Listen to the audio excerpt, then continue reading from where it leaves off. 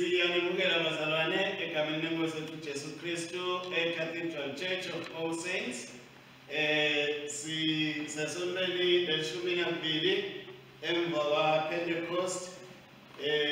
Siyambonga uNkulunkulu ngokuthi sesisesontweni lemashumi namabili ngekwe-khalenda lenzala.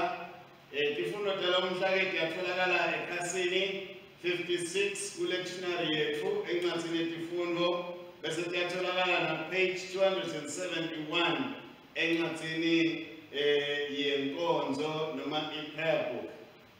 Tifundo ke talomuhla sivela encwadzini yekucala yamakhosi sathuko 2 sisuka evesini leshumi siye evesini leshumi nambili bese sesichubeka evesini lesithathu kuya evesini lelishumi nakune esahlukweni sesithathu. Lihubo lelikhulu nelishumi nakunye 111. Sifundo sesibili sivela kubaseFeso sathuko 5 livesi laka 15 kuya ku-20 kanti livangeli sitawuliva ngekulandisa kwaJohane Oncwele sathuko sesithupha sicala evesini lemashumi lasihlanu nakunye kuya evesini lemashumi lasihlanu nesiphohlongo. Inkonzo ke namhla siyaxolisa ukuthi sitawuyisho ngenxa yokuthi asiko labanyenti njengasemihleni. Siyaxolisa kakhulu.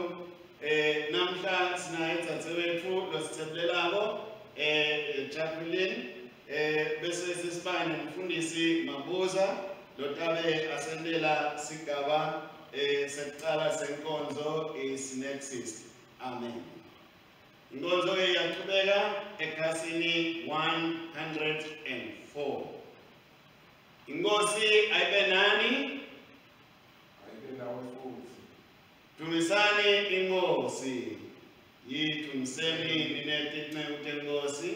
Akabongwe uNkulunkulu Yise neNdodzana naMoya Longcwele. Alibongwe igama lakhe nyalo nanini. Akadunyiswe uNkulunkulu lasezulwini kube nokuthula nothando kubantu. Nkosi uNkulunkulu, Nkosi yasezulwini, siyababata, siyadumisa, sikhuleka kuwe, siyadumisa, siyabonga udumo lwakho lolukhulu. Nkulunkulu Somandla naBabe, Sindodsanelekelweyo Mfana Jesu Kristu, Nkosi uNkulunkulu, Mfana kaNkulunkulu, Ndodzana Yise, lesusathu lotemhlaba sihawukele. Wena losusathu lotemhlaba sihawukele. Wena losusathu lotemhlaba yemukela kuthandaza kwethu. Wena lokuthi ngasimlelesa uNkulunkulu Yise sihawukele. Ngobe nguwe wedwa longcwele, nguwe wedwa luyinkosi, nguwe wedwa Kristu kanye naMoya Longcwele losetuluka konke ebukhosini baNkulunkulu Yise. Amen. Asithandaze. Nkulunkulu Somandla, Tintshitho tonke tivulekile kuwe, tifiso tonke tatiwa nguwe, kute lutho lufihlele wena. Geza imicabango yetinhliziyo tethu ngephefumulela kuTomoya wakho longcwele, uthi sikuthande ngalokuphelele, silidumise ngalokufanele ligama lakho elingcwele ngaJesu Kristu Nkosi yethu. Nkosi sihawukele. Nkosi sihawukele. Kristu sihawukele. Kristu sihawukele. Nkosi sihawukele. Nkosi sihawukele. Jesu wathi, "Ukwethanda inkosi uNkulunkulu wakho ngayo yonke inhliziyo yakho, nangawo wonke umphefumulo wakho, nangayo yonke ingqondo yakho, nangawo onke amandla akho." Lona ngumyalo wokuqala nalomkhulu. Nowesibili ufana nawo ukuthi, "Ubothanda makhelwane wakho njengoba uthanda wena." Kule miyalo lemibili kubambelele yonke imithetho yabaprofethi. Sivume intondo tethu, sitimisele nalokuqinisekile ekugcineni imithetho kaNkulunkulu, siphile ngothando nangekuthula nabo bonke babo.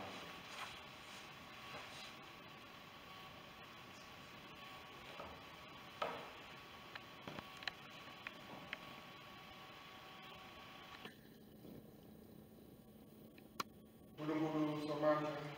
Baba wethu osezulwini, siyatithoba siyavuma ukuthi sonile kuwe kulicala lethu, sonile ngekucabanga nangekukhuluma nangekwenda nangekungakwendile bekufanele sikwende. Ngenxa yendothana yakho Kristu inkosi yethu, sethelele konke lesekwenzile, usele sikhone ngegama lokusha, kude igama lakho lithunyiswe. Nkulunkulu somandla sithethelela bonke labaphendukanga ngeqiniso akasihawukele, asithethelele itono tethu asikhulule kuto, asimise asiqinise ekulungeni konke, asigcine nasekuphileni lokunini nanini, ngaye Jesu Kristu inkosi yethu. Amen. Asithandaze.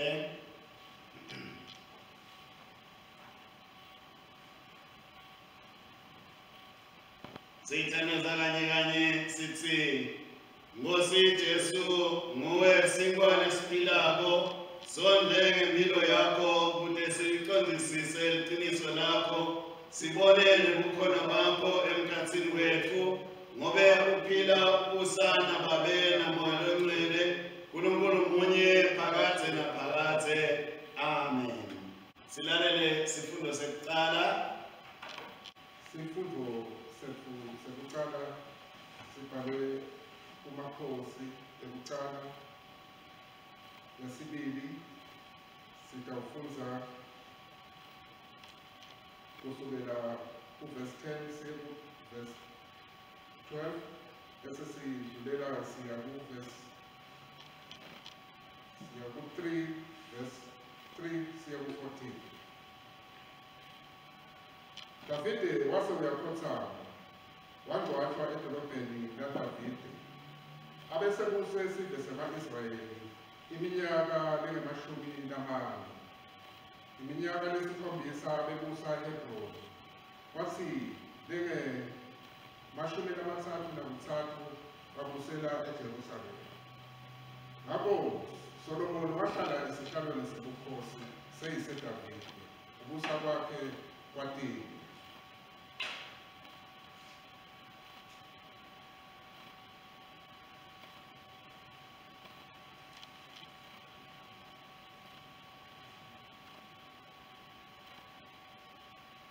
Solomoni walukhombisa uthando lwakhe kusimakathe ngokuthi ahambe ngetimiso teyiseDavide, ngaphandle kokuthi yena Solomoni abenikela ngemihlatshelo nangempepho ethutsiswa etindzaweni letiphakeme. Inkosi yahamba yaya eGibhoni yayonikela ngemihlatshelo, ngoba leyo bekunguyona indzawo ephakeme lemcoka. Solomoni-ke wanikela ngenkulungwane yeminikelo yokushiswa kulelo laci. Simakathe watibonakalisa kuSolomoni ebusuku ngesimo seliphupho ngesikhathi aseGibhiyoni. uNkulunkulu wakhuluma kuye wathi, cela noma ngabe yini lofuna ukuthi ngikuphe yona. Solomoni waphendula wathi, wendela inceku yakho Davide babe wami umusa nomkhulu, ngobe yena asemthembile kuwe futhi alungile, anenhliziyo leqotho. Wena uqhubeke nawo lowo musa wakho kuye, waze wamupha nendodana yakhe etawuhlala esihlalweni sakhe sobukhosi lakuhlanje. Manje-ke simakathe uNkulunkulu wami, sewubeke inceku yakho ukuthi ibe yinkosi endzaweni yababe eDavide. Kodwa mina ngisengumfanyana nje, mncane, angathi ngikwati ukuthi ngitawwenza kanjani umsebenzi wakho. Inceku yakho ilapha nje emkhasini wesizwe sakho osikhethile, sive lesikhulu, sive lesingenawo ubaba nomuntu ngobuyena. Ngakho-ke nika inceku yakho inhliziyo ehlakaniphile nengqondo ehluzekile, nekwati kwehlukanisa lokuhle nalokubi, ukuze yehlulele kahle nesizwe sakho.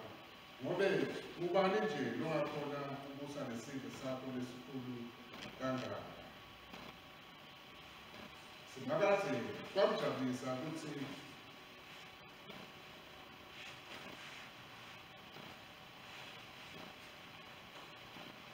Solomoni acele lokho. Ngakho uNkulunkulu wathi kuye, njengoba ucele lokho, Tatitseleli impilo lendlu noma ebunjini. Ungakaceli ukubunjiswa kwetitha takho, kodwa ucele inhliziyo lehlakaniphile nengqondo leshidekile uze uhole ekulunga. Ngitakunika lokho lokucelile. Ngitakunika inhliziyo lehlakaniphile nengqondo leshidekile kanye nelwati loluphelele. Kangeke ukuthi akusawuphindze kube khona lonjengawo, futhi akazange asabe khona ucala kunawe. Ngetulu kwaloko ngitakupha naloko longakakuceli, yebo kunjini, nekuhlonishwa neludumo, uze kuthi ngetikhathi tonke kubeke nayinye inkosi emhlabeni lefanana nayo. Nawutawuhamba endleleni tami, uhloniphe netimiso tami nemiyalo yami njengeliso Davide. Ngiyakunika nempilo lenze. Phela lapho Akabonge uNkulunkulu. Lihubo lemisebenzi namuhla lihubo 111 litholakala ekhasini 766. Sitafunda nalokwekayelekile ngekushiyelana emavesi ekhasini 766. Haleluya, tumisane simakathe. Ngiyakubonga simakathe ngenhliziyo yami yonke. Ngimbonge emhlanganweni yalabathotho neyalabangcwele. Inkulu imisebenzi yasimakazi. Ngiphenya ngibo bonke labathokota ngayo. Imisebenzi yakhe inebukhosi neludumo, nekulunga kwakhe kume ingunaphakade. Wende imangaliso takhe kuthi ikhumbuleke. Simakadze kunemusa nekubele. Baba kudla labo labamesabako, sivumelane sakhe uyasikhumbula phakade naphakade. Sive sakhe usikhombise emandla emisebenzi yakhe. Wasinika emaveni aletinye live. Imisebenzi yetandla takhe yethembekile futhi ilungile, yonke imithetho yakhe yethembekile. Ayinakuguquka phakade naphakade. Yendiwa ngeliciniso nangekulunga. Sive sakhe wasithumela kuhlengwa, wamisa sivumelane sakhe ukuthi kube phakade ingcwele liyesabeka igama lakhe. Wesaba uNkulunkulu sicela sokuhlakanipha. Bonke labahamba ngemithetho yakhe banengqondo enhle. Umelwe kudunyiswa phakade naphakade. Dunyiswe iseni intothana nomoya oyingcwele, njengoba benjalo ekuqaleni kusenjalo nanyalo, kuyoba njalo kude ekubeni nanini. Amen. Silalele isifundo sesibili. Isifundo sethu sesibili sibhalwe kuBasefesu 5. Sitawufunda kusukela evesini le-15. Ngakho-ke caphelani ukuthi niliphatha njani. Ningatiphathisi kwebantfu labangakahlakaniphi, kepha njengalaba hlakaniphile. Nibambisise emathuba ngobe emalanga mabo. Ngakho-ke ningabi tilili, kodwa ngatili lokho lokuyintsandvo yenkosi. Ningatsakwa ngobe kuvela kubo inkhanuko, kodwa gcwaliswani ngumoya. Niphendulane emahubo nangemaculo nangatingoma takamoya. Nihlabelele nidumise inkosi ngenhliziyo yenu yonke. Nimbonge njalo uNkulunkulu Ise ngaso sonke ngako konke egameni lenkosi yethu Jesu Kristu.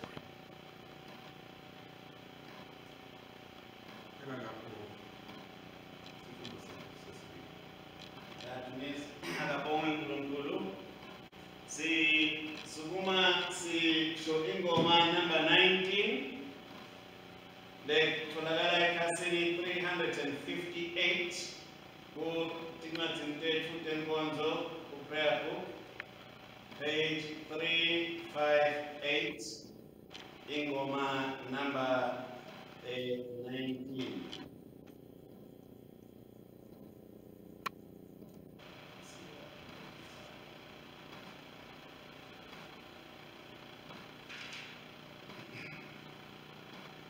Siyabisho kanye kanye sithi Jesu umsindisi womhlaba wodakithi ngemusa wakho sibheke kuwe ukuthi usisindise usisinde wakhulula abantu ngesiphambano bakho ngesiphambano nangekufa kwakho sibheke kuwe ukuthi usisindise usisinde wabasindisa abantu bakho sebatawubhubha sibheke kuwe ukuthi kudakuda usisinde ngesihawu sakho sikhulule emaketaneni ethu thethelela tononde abantu bakho bonke ibonakalise ukuthi umsindisi nemkhululi wethu lonemandla sisindise usisite kude sikudumise Nkosi Kristu Jesu wodwa manje uhlale nathi yive imithandazo yethu ube nathi nini nanini nase ufika ngatimulo yakho sende sibe munye nawe sihlalisane nawe embusweni wakho akuthunyiswe yisene nkothana namalo engcwele njengoba njalo ekuqaleni kusenjalo nanyalo kuyoba njalo kude nini nanini amen. Nkosi abe nani abe nawe futhi asilalele tindzaba letinhle kulandzisa Johane longcwele Sahluko ngesesithupha siqala evesini lemashumi lasihlanu nakunye akuthunyiswe Kristu umsindisi wethu. Mine ngisingwa lesekuphila lesehla ezulwini umuntu nakadla lesingwa uyawuphila ingunaphakathe futhi-ke lesingwa lengita kusinikelela kuphila kwalelive siyinyama yami. Emajuda aphikisana odwana athi kodwa lo muntu angasinika kanjani inyama yakhe kuthi siyidle. Jesu wathi kubo ngiqinisile ngithi kini naningayidli inyama yendodana yomuntu ninathe nengadi yayo nide kuphila.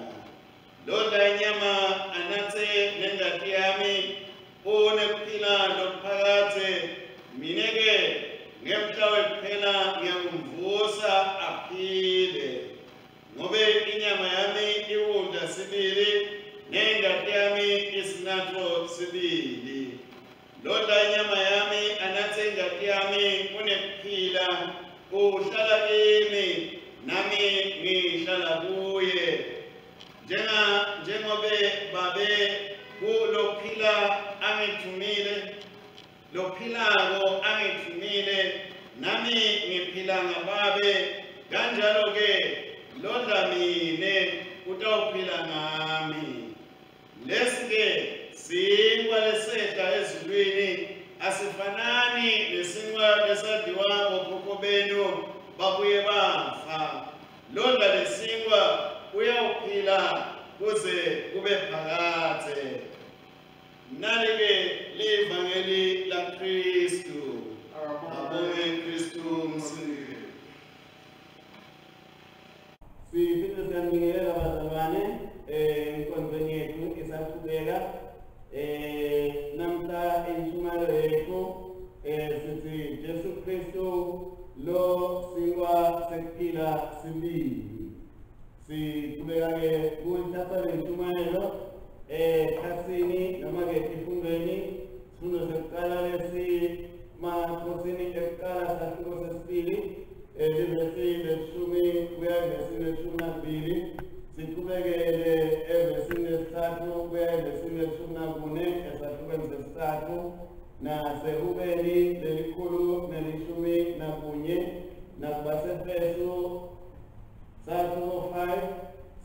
evesini leshumi nesihlanu kuya evesini amashumi amabili nasevangelini ngilandisa kwaJohane okumele sathuko sesithupha sithubela evesini laka 51 kuya 58. Kwesikhathi-ke sekukhula siyaqhubeka siyakhunjuthwa ngaJesu lo kuphila kwethu noma lo ngumthombo aphinde abe lithemba lethu aphinde abe likusasa lethu. Vele-ke ukukhula kwethu yinto leqhubekako akusiyo into lemile ebandleni, kanti sine njengamaKristu kumele ukuthi nathi sikhule. Ngeke sitendele lutho ngaphandle kwaKristu longiyena live lenkosi limbeta ukuthi sifunda kuye ngobe ngaphandle kwakhe kude-ke lokungaba khona lokho sikuthola evangelini lona leli esifundayo namhla esahlukweni sesiqala evesini lesithathu. Lapha siphinde khona sithola emsebenzini wabapostoli sahluko selishumi nesikhombisa livesi lemashumi amabili nesiphohlongo kokuthi sineke sikuye Jesu, siphila kuye, sihamba sikuye, futhi nemvelo yethu ikuye. Vele-ke kwekuqala-ke bazalwane leli vangeli lesifundile namhla liyasikhumbuza ngokuthi livesi lesigcine ngalo evikini eliphelile noma-ke siyaqhubeka lapho athi Jesu khona yena umelusi lomuhle futhi angelusi lomuhle kusinkwa sekuphila lesimiso sibili. Sawukhumbula ukuthi labadla lesinkwa lesingJesu kabafi nalabanasengati ya Jesu kabafi, kepha ukuthi Jesu utawuwavusa ngemhla wekuphela. Jesu-ke siyatsho ukuthi bekangakajabuli kakhulu ngebantu bakaJuda ngobe bona bebangafuni kuyivakahle lendaba yakhe. Kepha-ke into lesifuna siyathi thina ukuthi lesimo lesingJesu ngiso lesisondako sisonde ngaso tonke tinswayi lekufanele ukuthi sikhule ngaso umoya. Njengalokhu nje sesikhulume ukuthi bantu kumele badle kudla lokunemasiko lamathanga kuze ukuthi bakhone ukuthi imikimba yabo isimame. Nalana-ke ngakithi esikholweni sithi bantu abaze Jesu ngalokugcwele khona abantu bakhona kusimama sinkwa lesingJesu nengati yakhe. Konke lokho kwenta ukuthi umuntu lomKristu aqine sibili. Siyaphuma-ke bazalwane namhla encwadini yaSamuel noma encwadini kaSamuel lebesikade sibikela ngokuthi inkosi uDavide yabusa kangakanani. Singena encwadini yamakhosi lapho sesithola khona ukuthi Davide wabese soyafa wathatha umsa wakhe Solomoni. Simthola-ke Solomoni usesemncane la futhi usamani naNkulunkulu, usahamba nasezinyathelweni zeyise letatijabulisa uNkulunkulu. Uyatikhalela-ke Solomoni ukuthi mina Nkosi angikwazi ukuthi ngingahola kanjani, ngicela wena ube nguwe lotamfundisa uhola.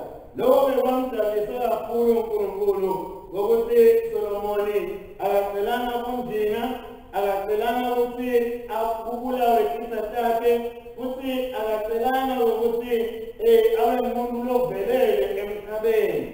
Kepha-ke uNkulunkulu wathi ngobe akakuceli konke lokho, wacela nje inhlakanipho yokuthi angaba kanjani umelusi wesizwe sakhe, utampha nayo lokunye.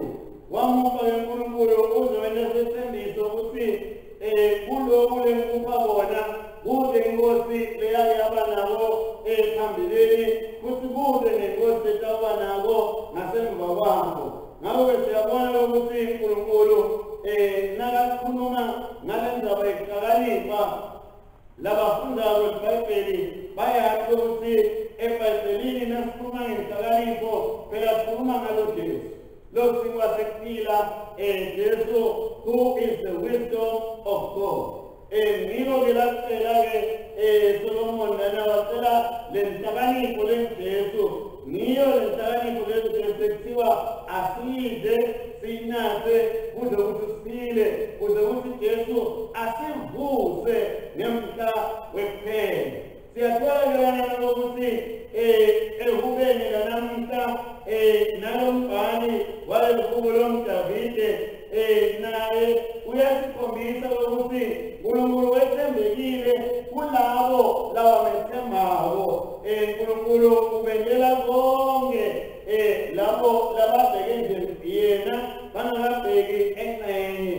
Lokho-ke bazalwane kuphinde kufakazelwe nangesifundo sesibili lapho Pawulo khona akhuluma ukuthi inhlakanipho yethu ayibonakalise phela ngekuthi sinesidjesu, sihambe ngekuthi sibantu lasebaqashiselekile, singadidwa into talelive uziyabekisa ukuthi singangathi sizakwe ngoba lapho kuvela ukuhela nekwelatiwe siphambene nemthetho kaNkulunkulu. Nasikhumbula kahle lembili eliphelile phela bekasifundisa ngenhlalakahle yeKristu kwaseFesu sathuko 4. Sonke nje lesathuko swela nasekusongeni ngenyalo ukuthi khumbulani kokuthi banini labahlakaniphile. Le nhlakanipho besesikhulumile ngayo ukuthi le nhlakanipho kubafundi beBhayibheli bayazi ukuthi kude inhlakanipho lengiyo ngaphandle kokuthi bantu babe nguKristu. Inhlakanipho lengiyo kuba nguKristu. Ngiko-ke asike lo mbhali lebesimthatha lapha kumsebenzi wabapostoli ukuthi siyaphila sibuye sihambe sibuye senze tonke into ngayo. Bathandelako live lenkosi liphinde liyawuqaqisa ukuthi ngeke phela bathandelako sithi sihamba naJesu bese sesifuna kusitwa labanye bantu eqadini. Sisitwa uJesu lo live lephila yonke impilo yethu iqhamuka kuJesu kude engxenye lesihlala khona noma-ke lapha bese sesiyothola khona njengoba nje sathi ukuthi sine sibantu base-Afrika impilo yethu siyayihlola. Sithi-ke njengabantu base-Afrika impilo yethu asiyihlole kuJesu. Impilo yethu ayinikethwe indlela nguJesu. Impilo yethu ayinikethwe impokomalo nguJesu. Impilo yethu ayikhole ukuphila lokusimeme kuJesu. Sithi-ke thina-ke njengamaKristu kuJesu kukhona konke. Njenganyalo nje live lalithi lidungitela konke lokho kuyasikhumbuza ukuthi into yaseveni nayintasini kuJesu vele utawade kuthula. Ngabe sinama wonke umuntu loba lendaba yanamuhla kokuthi athi kahle ukuthi ngaJesu yonke into siyaqheleka, yonke into ihamba ngendlela efanele. Kude lomngcono kalomunye ngoba phela sonke sibangana futhi sibangani kaJesu.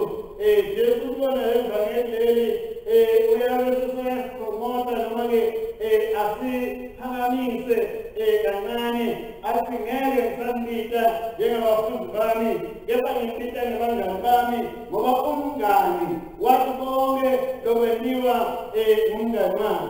Ngabe bathandekayo ukuze siphile siphumelele siyakhunjuzwa ukuthi usingo wasekuphila lesivela ezulwini, usipho kubantu lesiletha impilo lengunaphakade, lesiletha inhlakanipho yekuphila ilanga nelanga.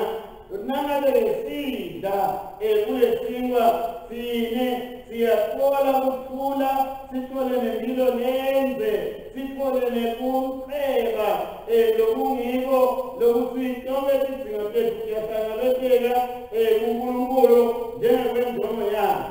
Sineke bazalwane siyacela ukuthi asesimthande lo Jesu kuze ukuthi sitondla ngalokuphelele kuye, sinathe ngalokuphelele kuye kuze ukuthi kucabanga kwethu nekwenta kwethu kutholakale futhi kuhamba futhi kukhona uNkulunkulu ngaJesu Kristu inkosi yethu.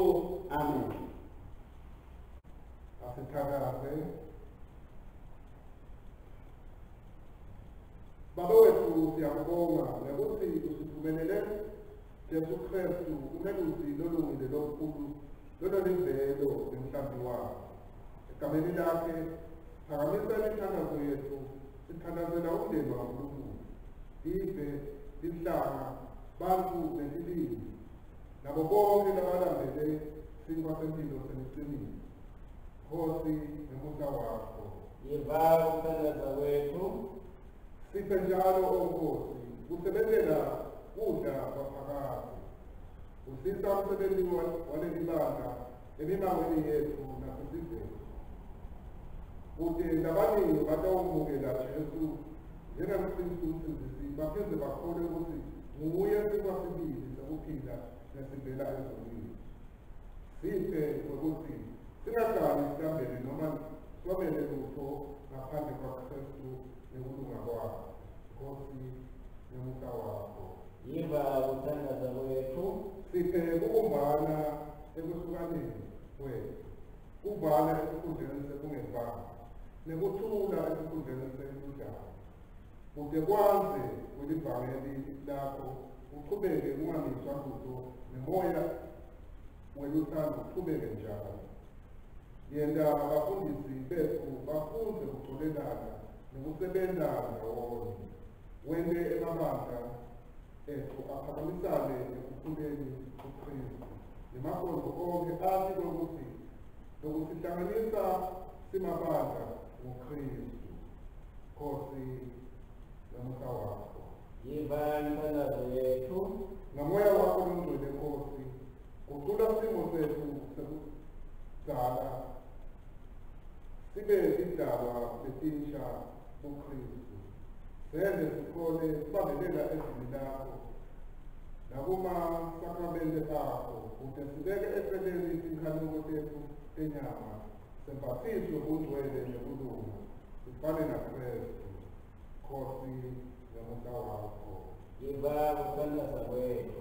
Vikela abantu bakho Nkosi ekungcoleni komhlaba, sisinzise ludlameni lokubonakala ngaphandle nekucina kwetinhliziyo letingekhaya nekuhola kwakho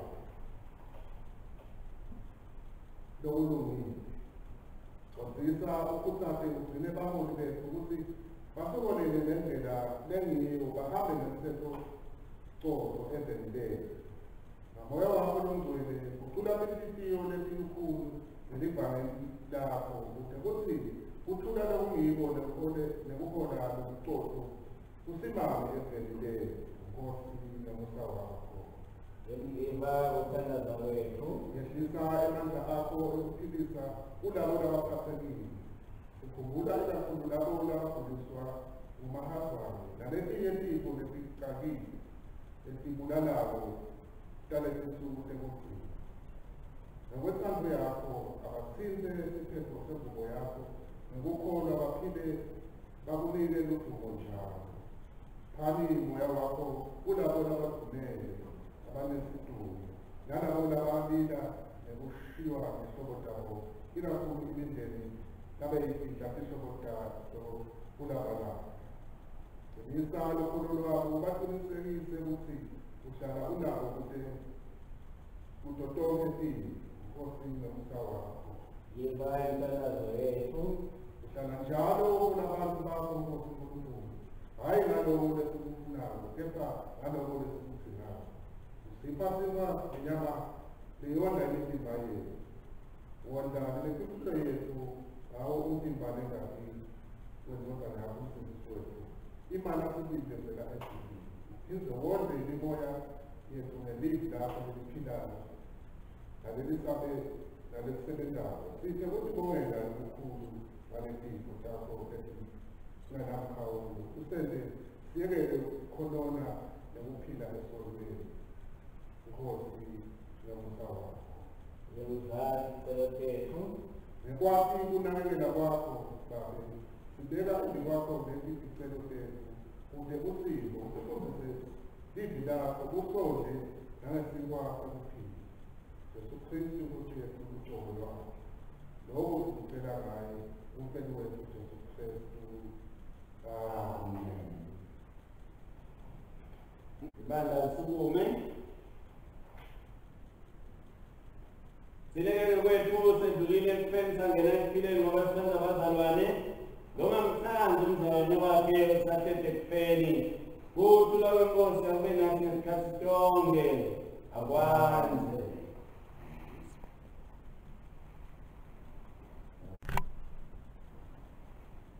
Siyaqhubeka abathandekayo nenkonzo yethu eklasini 116 sigaba 48 sibonga umnikelo lesilutholako namuhla nemnikelo lose wendlulelo lose ebhange esikhwameni sethu. Sibonga uNkulunkulu kanye kanye sisebenzisa umthandazo wesibili lesigaba sithi mthombo wekuphila konke lezulu nemhlaba kungekwakho sinike ukubusa ngenkulu kwakho konke yemukela isithelo semsebenzi yethu lesinikela ngenthando egameni laJesu Kristu Nkosi yethu. Amen.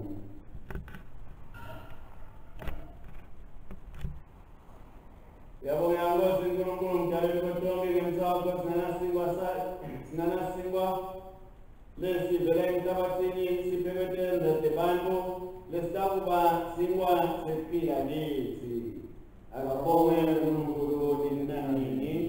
Yabonga Nkosi uNkulunkulu mdali konke ngemthwalo sinanalikwayini lesinikela ngalo lesithelo semveli ngemsebenzi ethandazwe abantu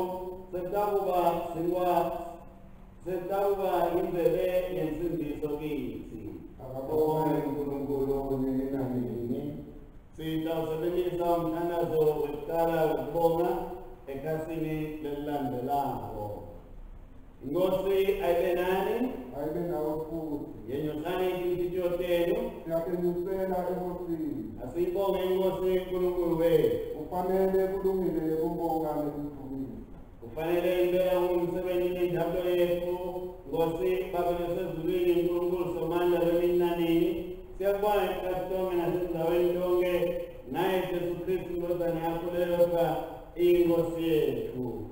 Nyalo-ke siyabonga ngobe ngomthando wasidala ngenkuluma kwakho wasilahla ngemcala kodwa ngemisa wakho wabuye wasikhulula kulo. Ngakho-ke sihlangene nezingilosi nesikhulu-thato nebandla lonke lasezulwini siba batawena noma kukhulu nesivumo lakho siyakudumisa nyalo nanini nanini sithi ungcwele ungcwele ungcwele Nkosi uNkulunkulu wemandla nebukhosi lezulu nemhlaba ugcwele isivumo lwakho hosana kwephezulu busisiwe lotabo egameni lenkosi hosana kwephezulu. Ibandla lisithe Sibebabe na yusana yako Kristu Nkosi yethu nayinikela inikelo yethu ekubonga nekudumisa kumele mwakolomele etikwethu nasetuba isipho tethu singwa nebwayi futhi kube ngumtimba wakhe nengathi yakhe kithi ngobe ngesuku lanikelwa ngabo wathatha singwa wathi sekakubongile wasihlephula wabapha abafundi bakhe wathi thathani lokho nidle kungumtimba wami onikelela nini yendani lokho kube ningikhumbule.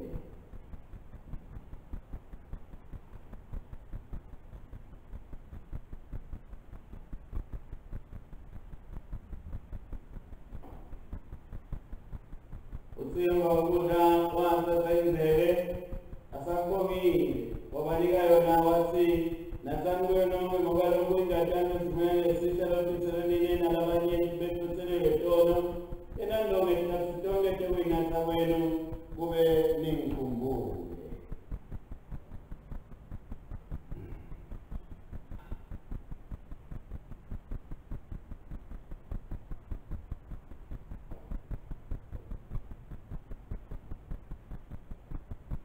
Nawe sinamejela ukula wetu sisi Kristu hapa, Kristu hugile, Kristu tauwe ya kuzi. Babele mwele chini bandu wako siku palonkosi, nale tipo tako sidega ili wako mkate loo, tanalopele wa Kristu wa siku, si bonga ubuwa wake, ula wafile, nebunyugela wake kosi mbelzulu, ngosi ne Musa, sengele nanyo mesnafane, Eusinele sananyela untimbane ngatelo sana yako si tangansene wangonge baliskasi neve tukane tonge si pele kutusilindele kubuya kwa Kristu msindiswe kuwe kumanana mungu wa mkuso wake siku ya kutukutonge panane nae Yesu watepe pandalonge lisemkabene lisesubrini bawe somanga danye nae nabuye nangaye ngemanda moyo ingwele nekitasetunge Adonai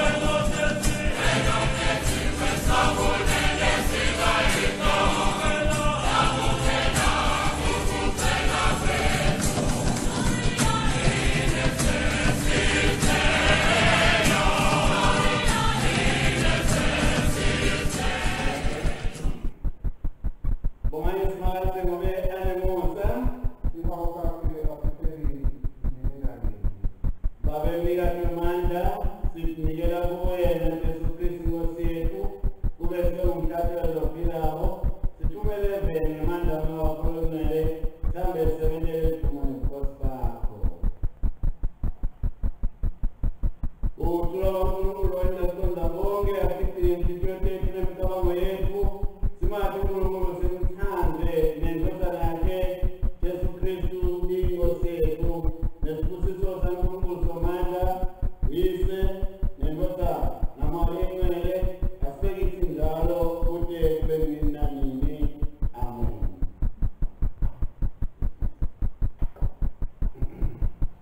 Hambani ngekuthula nalothando niwasebenzela inkomo.